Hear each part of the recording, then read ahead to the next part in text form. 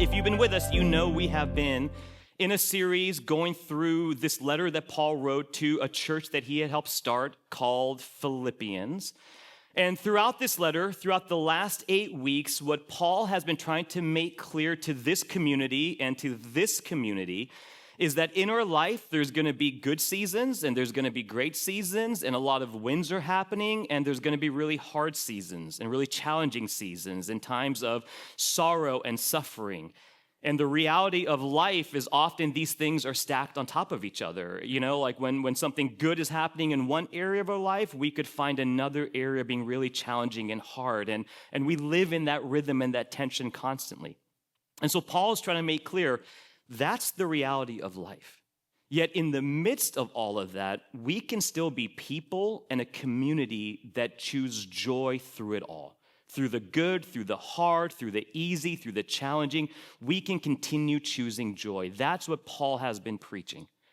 And as he gets to the end of the letter today, and as we get to the end of our series, what Paul is going to focus on is this idea of contentment. What does it look like for us as a people and us as a community to live with this deep sense of contentment, this deep sense of satisfaction in our life? What Paul is going to be speaking on is something that is just so relevant to us today as well. Nothing has changed since the time when Paul has been preaching about contentment. Every year, studies are done, research are done, polls are taken, and they're trying to figure out, are we as people, are we as a society, are we as a country getting more content or less content? And what are the contributing factors in those realities? Gallup did its most recent poll this year asking those questions, and they asked a very simple question. In your life, if you examine your life, would you say you are very satisfied? And of the people that took that survey, only 44% of the people checked that box saying they feel very satisfied with their season of life, what's going on with them, 44%. That might seem high to you. But what that is telling you is more than half the people in this room would not say they feel very satisfied or content. More than half the people in your family, more than half the people that you work with, more than half of your neighbors in your neighborhood would say they do not feel very satisfied or very content in their lives. The two major contributing factors to what is leading people towards discontentment, in no particular order, but the two things that are at the top of the list why people do not feel content. The first is this deep sense of isolation and disconnectedness. People can be around other people, and yet they're experiencing such deep levels of isolation and disconnectedness from others. So that's the first one. The second is this mounting stress over finances. Mounting stress over their finances. And this isn't for people that maybe fall below a certain economic number. Sure, that's there. This is across the board. It does not matter how much money you make. But what is leading people in all economic stratospheres to experience discontentment is the focus, the stress, the anxiety over money. Doesn't matter how much you have or how little. And what is even more, I would say, heartbreaking about all of that is what's connected to that is in this time, people's individual debt is raised to this highest levels it's ever been. People's individual debt keeps rising and rising exponentially, and people are more and more dissatisfied. And the conclusions being drawn are this, that people in their attempt to feel more satisfied, to feel more content in their lives, are trying to spend their way through it. That if I just purchase this, if I just buy this, if I get a bigger this, a shinier that, if I can just buy my way into it, maybe I'll be more satisfied, maybe I'll be more content. Or let me try to find more experiences. If we just travel more, if we go on that cruise, if I go to Vegas for a few days and blow off some steam before football season starts, then maybe I'm going to come back and feel more satisfied and content. And yet, I know, and I'm sure you have all experienced, that when that shiny toy becomes less shiny, it kind of just becomes normalized, and no longer does that bring you any real sense of satisfaction. And when you come back from vacation, when you come back from Vegas, wherever it is that you go on vacation, when you come back and you get back into the rhythm of your life, the thing that you were running away from is still waiting for you there. And so the tragedy of it is people are trying to chase this levels of contentment by spending their way into it, they find themselves no more content, and now they have even greater debt because of all the things they're trying to do, and this is compounding and compounding and compounding. An interesting phenomenon is happening based on all of these realities. When I was growing up, back in the early years of the 1980s, we would hear about this thing called a midlife crisis, right? A midlife crisis. And if you watched TV, it would be shown usually by a dad who's struggling with a midlife crisis and he's going to go buy a big sports car. And like that was always the cliche, right? Like, oh, that guy's experiencing a midlife crisis. And what it was speaking to was this reality that when people got to midlife, their 40s and their 50s, and they've been in the same job for 20 plus years, and their kids are grown up and in college now, they're beginning to have this existential crisis of is this it? Is this all there is? Is this as satisfied and content as I'm ever going to be? And they begin trying to grasp and find other ways to find deeper levels of contentment. That's what used to happen, the midlife crisis.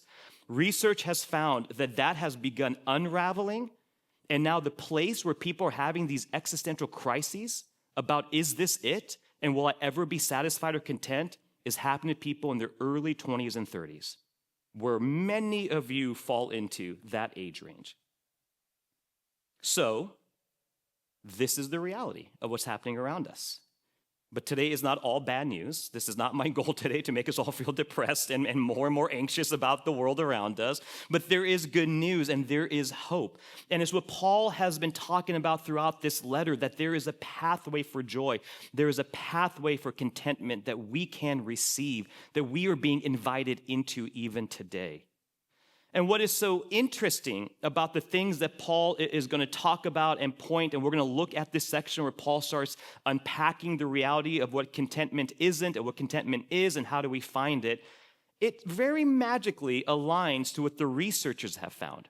Because the good news is this: as researchers began to ask the people who were feeling content and satisfied in their life, what are the leading causes of it? What is making you feel this way in your life? Here were the two major contributing factors to feeling content in no particular order. The first one is a sense of community. People that had a real sense of community, had others with them, had a higher level of feeling content and satisfied. The second, which is so interesting, is people stepping deeper into religious practices. These are not Christian surveys, these are general surveys, but what people named was stepping deeper into religious practices, raise their levels of contentment and satisfaction in their life. And I love that phrase. It's not just religion, like, okay, I'm a Christian, I'm a whatever. No, it's the practices, meaning you're engaging, you're leaning in, you're stepping into what it means to follow whatever faith you're trying to follow. And what's so interesting is for Jesus and Paul, they're like, yeah, we've been telling you that for 2,000 years. This has been the secret. This is how we grow lives of contentment, is drawing closer to God and drawing closer to each other. So the good news, if you're here this morning, we're on the right track, guys. We're already doing a little bit of the thing, right? We're in community, we're going to do a barbecue, and we're trying to draw near Jesus. So that's the good news. That's where you know the finish line now. That's where this story is going. But let's pick up this last section, Philippians. If you have a Bible, grab it. If you don't have a Bible, we have extra ones there for you to take home. They're nice, neat study Bibles. So all the smart things I say, that's where I'm pulling them from. So, you can just read it and your life will be better. Philippians chapter 4, we're going to pick up in verse 10. Okay, strong.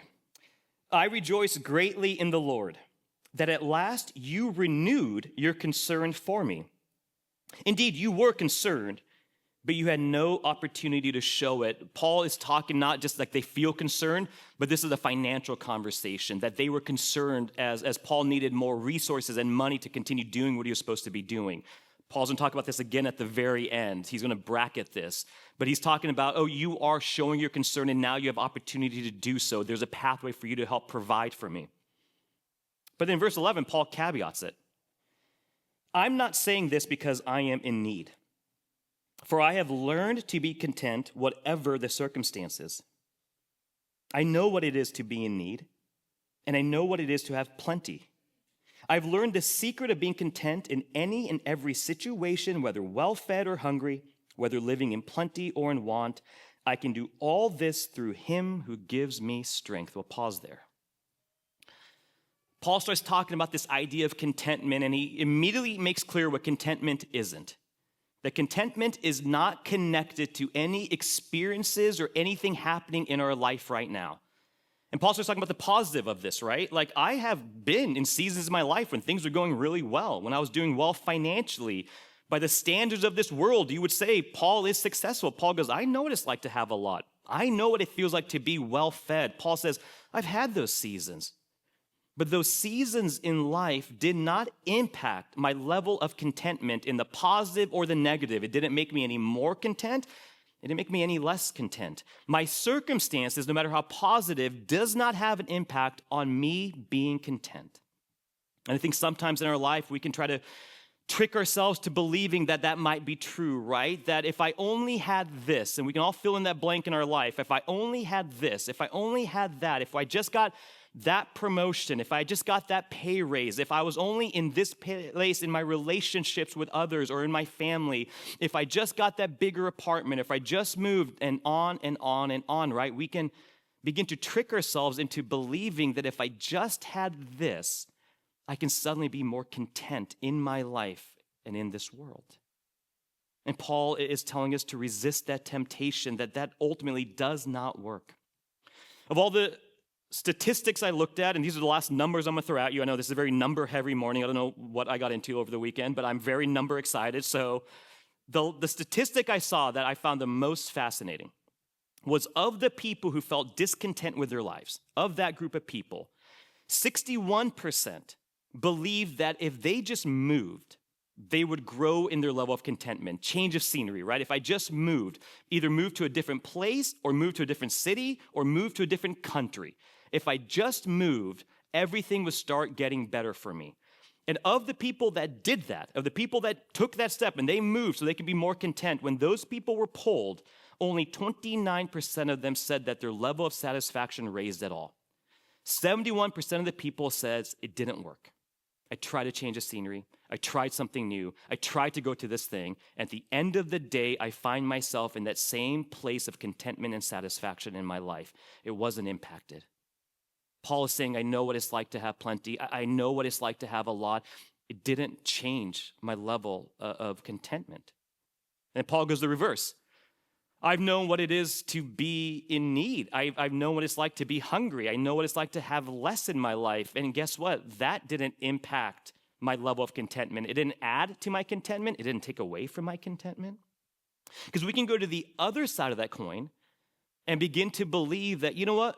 What's going to make me happy is actually less. I'm going to simplify my life. I'm going to move towards simplicity. Not that that's a bad thing. But the warning is that alone isn't what makes us feel content or satisfied in our lives. This belief that maybe if I just sell everything, or if I move to the country and we have our chickens and our own eggs, and can you have your own cow? Can you have your own cow? I don't know if you can have your own cow, but we have our own things going on. And if I just do that, if I simplify my life, then I'm going to find contentment. And the problem with that, for many who think that, we begin to get in a mindset of, oh, one day. Oh, one day when I finish this project, one day when my kids grow up, one day when my life slows down, one day when I retire, now I'm going to magically find this place of contentment. And instead, we live every day then discontent and dissatisfied. And when we get to that space, we're going to realize that whatever it was that we were imagining was going to start happening in our life did not happen. Being content, being satisfied isn't something down the road. One day we hope we can get there. Paul is saying there's an invitation to step into that life right now. So that's what contentment isn't. It's not connected to our circumstances or seasons. The caveat of all this, that isn't to say that when we go through seasons of struggle and hardship and suffering in our life, that it doesn't impact us, right? Of course it does. When really hard things are happening, it absolutely impacts us. What Paul is talking about is this deep level of posture. What is your posture in this world? Are you somebody that is seeking contentment and living into that? Or are you constantly discontent and dissatisfied? It doesn't matter what happens. At the end of the day, you're going to find yourself back where you are, and your medium, your mean, is always going to be discontent. That's what Paul is talking about. Life is going to go up and down. What are we defaulting back into? And Paul's inviting us to default back into contentment. So the first thing, contentment it's not connected to our circumstances. So Paul, help us. How do we move towards contentment? And Paul says this really interesting word, and he says it twice. He says, "For I have learned to be content, whatever the circumstances. I have learned the secret of being content in any and every situation, whether well-fed or hungry." Paul says this phrase, "I have learned." Meaning, we don't just magically wake up one day and say, "Yep, content.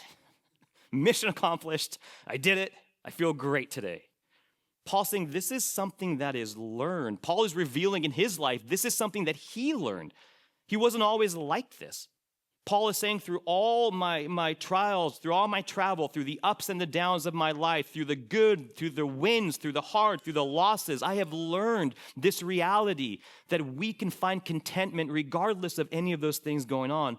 Paul's saying we can learn this. We don't just get there. And how do we learn things in our life? When we want to learn anything, well, it's through intentional practice.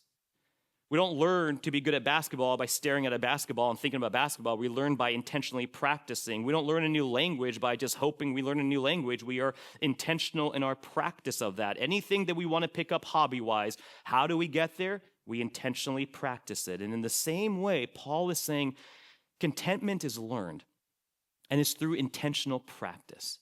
And I'm going to offer one thing that we can intentionally put into practice in our life that will lead us towards greater levels of contentment.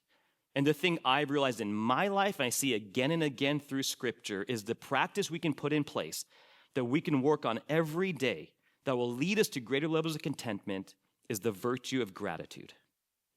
That gratitude and thankfulness, if that becomes our mindset as we step into every day, no matter what space we might find ourselves in, no matter where we're going later, no matter what happens tomorrow, if we can begin and try to focus on this posture of gratitude in our lives, it's going to help us learn what it looks like to be content.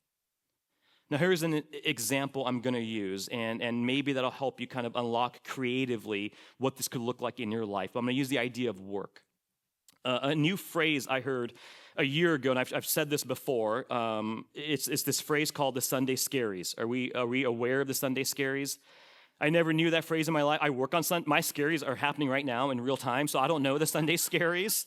I'm going to get home and I'm going to be no more Sunday scaried, but Sunday scaries is speaking about this reality that when people get towards middle of the day, end of the day Sunday, as evening starts approaching, and you start thinking about your week, and you start thinking about work, and you start thinking about the meetings you have, and you start thinking about your crazy boss, and you start thinking about your coworkers, and you think about all the demands you have and the projects and all the things, the more you start thinking about that, is beginning to lead you to greater places of anxiety and stress, and you begin to feel all that, and that's what the Sunday scaries are. That as you begin thinking about what's ahead of your work week, it begins putting you in these places of anxiety and stress, and now all you can think about for your beginning of your week is that, and it's only Sunday. You're not even at Monday yet. The alarm hasn't gone off, and you carry that into your week. And I would just offer this as a suggestion. What would it look like that as you begin thinking about all that's ahead of you this week, we begin from a place of gratitude and thankfulness? And let me explain maybe what that could look like. That if we begin to, even on a broad level, just begin with a place of just feeling thankful that, I don't know, I have breath in my lungs and I can actually get up and go to work. And I know that might seem so silly and small, but if you've ever had seasons where health was a struggle, you know this is real, that you can actually get up and I can actually have energy and I can actually get to work. What if I started being just thankful for that? That what an incredible thing that I'm able to do this. I don't know about you, but if you've ever had seasons in your life where you did not work, then you know what a gift work and money coming in is. About almost 20 years to the date is when I packed up a U-Haul and moved to Los Angeles. And by moved to Los Angeles, I mean I moved to Long Beach and I slept on a buddy's couch for 6 months. Issue being, he was newly married, so I don't think he cleared the yes with his new wife. So that wasn't great, and she surely did not appreciate waking up every morning and seeing an Indian laid out on a couch as she was trying to get to work. So that is very real. They're doing great. They're happily married. We are all still very close and good, but not good decision-making for 25-year-olds. But that's what my life was, and I was praying for work, praying for any source of normal income to come in so I can get out of that couch and get into a place of my own. And so having this sense of gratitude that I do have some income coming in, and I'm not saying you're all working your dream jobs or your work is perfect, and I'm not saying none of those other things aren't true. Those things are still true. You have those demands, you have those deadlines, you have that crazy boss. Maybe you are the crazy boss. I don't know. All those things are still going to be true in your life. That doesn't magically get better, but what would it look like for us to begin from a place of gratitude?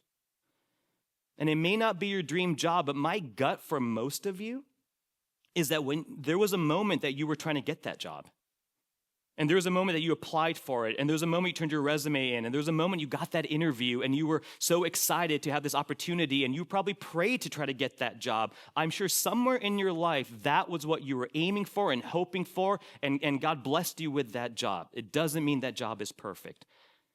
But how easily we move from places of thankfulness, and now it just becomes routine, and now we just become discontent. Does that make sense? If we just think of that posture of gratitude, it doesn't mean everything magically gets better, but now our foundation, now how we're stepping into our week, at least begins in these places of I'm going to be thankful. And it's going to be hard, and it's going to be messy, but at least I'm going to try to begin with this place of feeling like, okay, I am thankful that I have something to go to. And if you think about the other areas of your life, your relationships, your finances, whatever it is that is in your mind right now that is pulling away your contentment, what does gratitude begin to look like flowing into those spaces? Paul is making it clear. Contentment is learned. Paul says, I have learned it through my life, through the challenges, through the hard. This isn't something that magically happens to us. It's not down the road one day we're going to suddenly become content. It is something we have to put into practice. And one of the ways, there's other ways, one of the ways is begin operating with a mindset of gratitude. And the last thing Paul says is he gives us the secret. Not much of a secret. He gives it away in one verse. He goes, I've learned the secret of being content in any and every situation, whether well-fed or hungry, whether living in plenty or in want. I can do all this through him who gives me strength. I can do all this through him who gives me strength. Paul's saying the source of contentment, I'm realizing it more and more the closer I get to Jesus. The more I get close to Jesus, the more I begin to feel content.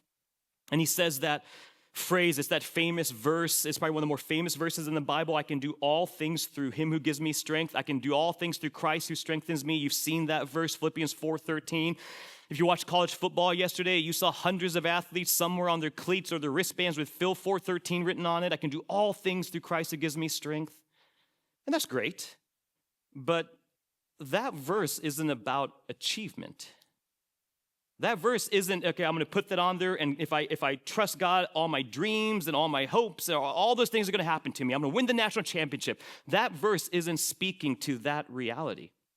What that verse is speaking to is whether we win the national championship or we lose every single game, somehow through the power of God, I can still be content.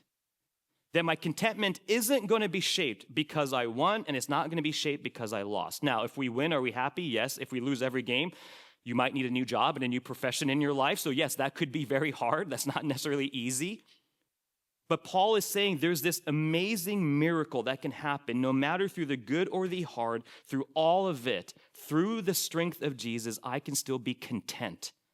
That I'm not going to crash out and be on this everlasting up and down based on these external things going on in my life. That's what this verse is talking about. And the reality is the closer we draw towards Jesus in our personal lives, the more we get connected. Our TV's failing, everything is failing. Guys, it's time to move, right? The lights are falling down. The closer we get to Jesus, the more we begin connected to him, the more we begin to realize the things that matter most in this world. That Jesus helps reprioritize what are the things that truly are worthy of our time and our energy and our effort. What are the things that are truly worthy of us putting our focus into? And the beautiful thing about Jesus is the closer we draw to Jesus, the more we start paying attention to the things that he was paying attention to.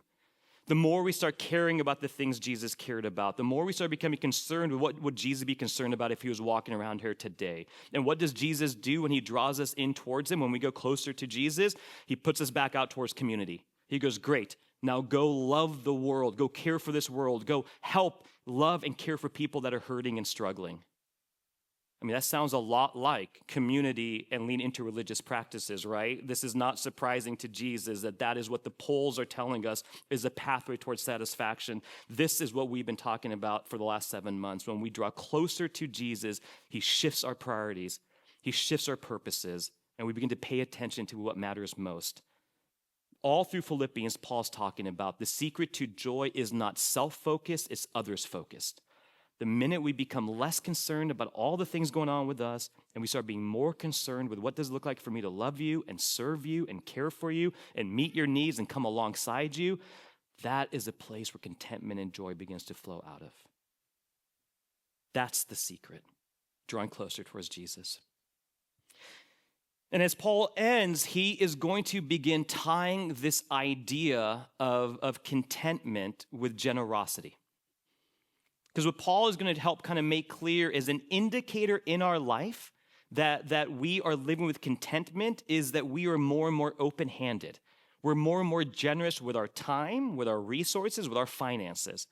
Because if you are discontent in your life, if you're dissatisfied, we become people that hoard more and we're more concerned with ourselves and more concerned about me and how can I help myself out and what do I need to buy and what do I need to do and it's all about me. We become very self-focused if we're living lives that are not based on contentment and satisfaction. But an indicator in our life that we might be leaning more and more into contentment and more trust into Jesus can be displayed through our generosity. Does that alone make us content? No. But that is an overflow of this in our life. And so Paul is going to remind this church the impact that they have had on him, that they have modeled their lives in this way, that they have used their lives to give towards Paul and to give not towards Paul, but to the cause that Paul was marching on. And that cause was to make Jesus known throughout the world, city by city, community by community. This was Paul's heart, that the more people came in touch with Jesus, the more they would understand what matters most, the more joy and love they would have in their life, and the more they would serve others. That's Paul's mission, and this church had helped support it. So Paul was reminding them of this and saying, don't lose focus on this. Remember what has led us that way. He says, yes, it was good for me to share in my troubles. Moreover, as you Philippians know, in the early days of your acquaintance with the gospel, when I set out for Macedonia, not one church shared with me in the matter of giving and receiving, except you only. For even when I was in Thessalonica, you sent me aid more than once when I was in need. Not that I desire your gifts. What I desire is that more be credited to your account. He's speaking spiritually, that when you live generously, God seeks to meet you there and bless you. Not bless you with more things, but to fill you with his love and his joy. I don't desire these gifts. I have received full payment and have more than enough. I am amply supplied now that I've received from Epaphroditus the gifts you sent. They are a fragrant offering, an acceptable sacrifice pleasing to God. And my God will meet all of your needs according to the riches of his glory in Christ Jesus. To God our Father be glory forever and ever. Amen. Paul says, don't forget that posture of generosity. I don't need it. It's not about me. It's not about this church. It's not about all the things we're doing. It's about you and your heart and your desire to be a part of what God is doing in the lives of others, in the community, in the city, through this church. That's what Paul is focused on. He says, when you do that, he says, my God will meet all of your needs. Not all of our wants, not all of our wishes, not all things that we might think we need, but just what you need. God is going to meet you there because when you live open-handed and you live generously, your lives will be filled with more and more contentment. And as we close here this morning, I want us to take some time through worship to put into practice what we just talked about, this posture of gratitude. That I know there are things going on in this room that are hard and challenging. I know some of the seasons that some of you are walking through. And if you're not in one of those seasons, as we know, it's coming around the bend usually. And yet, in spite of all of that, what are the things this morning that you can begin to focus on and say, I am just so thankful and grateful for that? Is it all perfect? No. Is it all easy? No. But what would it look like for us to move more and more into gratitude? So let me pray for us, and we'll give you an opportunity then to just process and think through that. If you want to stand in worship, stand. If you want to kneel, kneel. If you want to sit, sit. Whatever it means for you to spend time with God and spend time in this posture of gratitude, where have you seen his hand and his blessings in your life? Father, I thank you for this morning. And it is not lost on me, this incredible blessing that you have provided for us for these last 7 months, a place that we could come to worship you, a place where we can come and open doors and create space for others to be seen and known, Lord, that we can lean deeper into community together. Father, I'm so thankful for all those that you brought into this room from the first week in January to just this morning. And I pray that we would continue to be a community marked by gratitude, that we would never take for granted the blessings that we are receiving from you. It doesn't mean it's always easy. It doesn't mean it always makes sense. But Father, I want this community always to operate in gratitude. Father, give us boldness to lean into that. Father, help remind us this morning all the things we have to be thankful for. And God, give us strength that whatever is coming our way today, tomorrow, this week, we would operate with a mindset that we can find deep contentment because we are connected to you. Jesus, we love you. We thank you for loving us first. Amen.